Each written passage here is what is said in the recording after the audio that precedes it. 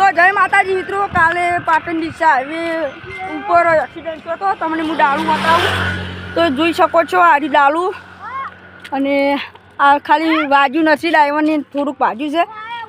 ચારે ચાર ટાયરે પણ મળી જશે. અને આ ગુફાડી આમાં પડ્યું હતું અને તમને હું કટમાં બતાવી નાખીશ કે જે રીતે એક્સિડન્ટ થયો હતો. ભાઈ કાલે જો એક્સિડન્ટ થયો હતો, આ જગ્યા ઉપર પડ્યું હતું. જાતું તું આ સાઈડ ને વળી ગયું છે આ સાઈડ. તો તમે જોઈ શકો છો આ ટાયર ને આ બધું તૂટી ગયું છે. તો કૃપા કરીને ગાડી ધીમે ચલાવી, ચારે ચાર પાટા તૂટી જાય છે, તમે જોઈ શકો છો. તો ચલો હું તમને આ સાઈડ આ બાવળીઓ હજી લબડી હોય તમે જોઈ શકો છો.